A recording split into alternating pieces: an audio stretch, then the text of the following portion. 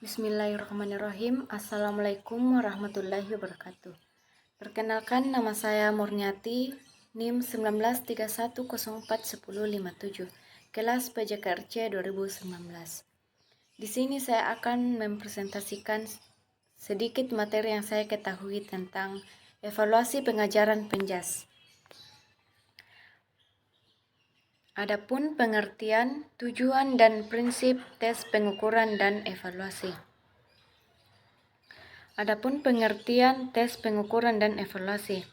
Berikutnya pengertian tes. Menurut Brown FG tahun 1970 mengemukakan tes adalah suatu proses yang sistematis untuk mengobservasi tingkah laku suatu sampel atau individu. Berikutnya pengertian pengukuran. Menurut Mathews tahun 1978 menyatakan pengukuran adalah bagian dari evaluasi melalui prosedur kuantitatif dengan menggunakan instrumen tertentu. Selanjutnya pengertian evaluasi. Menurut Johnson dan Nelson tahun 1974 menyatakan bahwa evaluasi lebih penting dari pengukuran. Evaluasi berguna sebagai dasar untuk menilai berdasarkan data yang dikumpulkan melalui proses pengukuran. Berdasarkan pendapat di depan, maka dapat dikatakan bahwa tes merupakan instrumen atau alat yang digunakan untuk mengumpulkan informasi berupa pengetahuan atau keterampilan seseorang. Dalam mempelajari pendidikan jasmani, dikenal beberapa jenis tes. Tes pengetahuan digunakan untuk mengukur kemampuan kognitif.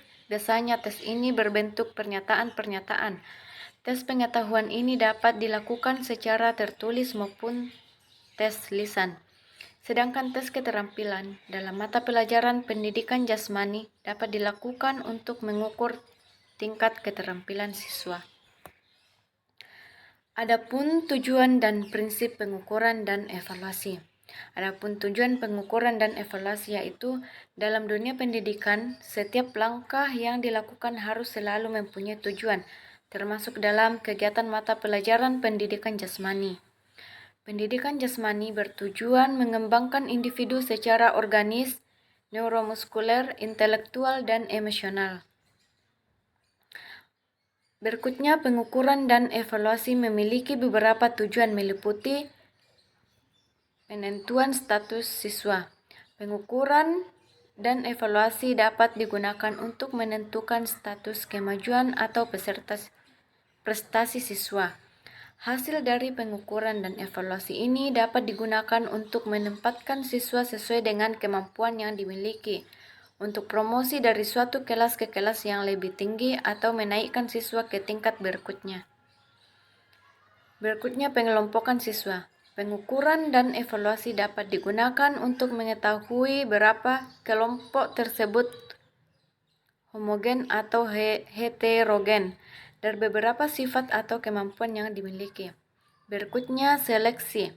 Pengukuran dan evaluasi dapat digunakan untuk menyeleksi siswa dari suatu kelompok dalam kegiatan yang berkaitan dengan mata pelajaran pendidikan jasmani. Yang keempat, diagnostik dan bimbingan. Pengukuran dan evaluasi dapat digunakan sebagai bahan diagnostik untuk mengetahui kelemahan-kelemahan berdasarkan hasil pengukuran dan evaluasi. Maka perbaikan dapat dilakukan. Yang kelima, motivasi. Hasil tes yang diumumkan kepada mahasiswa diharapkan akan dapat membangkitkan motivasi mahasiswa untuk berpartisipasi yang lebih baik. Dengan mengetahui hasil yang dicapai, mahasiswa yang memperoleh nilai rendah diharapkan lebih memacu diri untuk memperoleh nilai yang lebih baik. Yang keenam, mempertahankan standar. Pengukuran dan evaluasi dapat berguna untuk mempertahankan standar penampilan yang diharapkan mahasiswa. Pengukuran dan evaluasi tidak hanya sekedar digunakan untuk menilai mahasiswa, tetapi dapat juga melihat sampai sejauh mana keberhasilan pengajaran telah tercapai.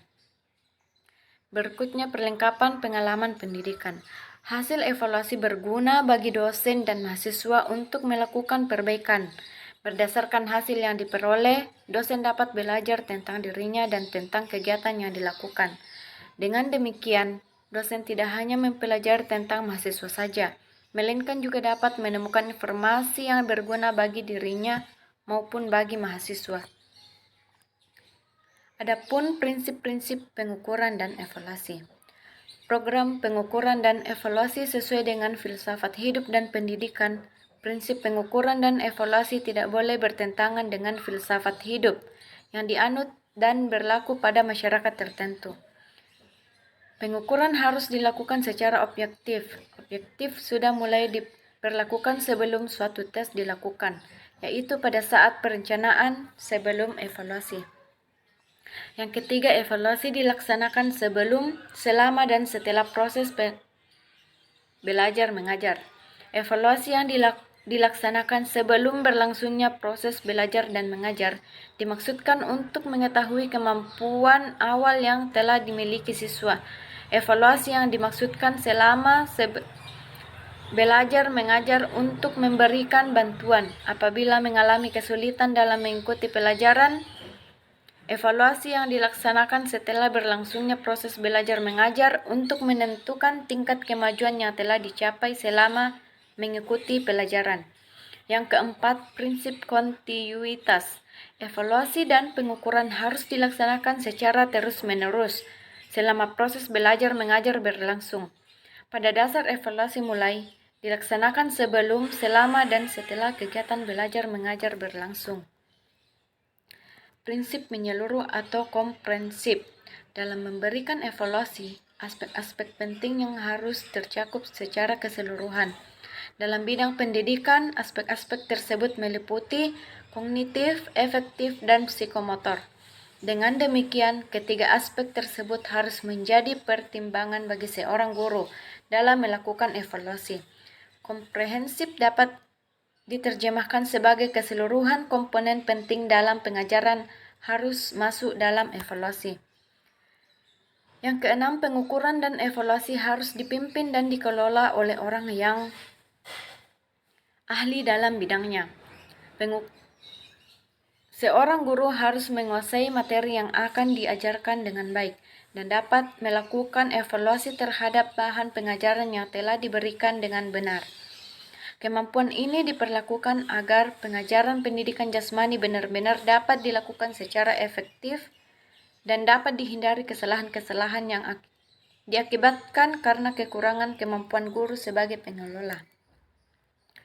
Yang terakhir, hasil dari pengukuran dan evaluasi harus diinterpretasikan untuk semua individu tentang aspek sosial, mental, fisik, dan psikologisnya.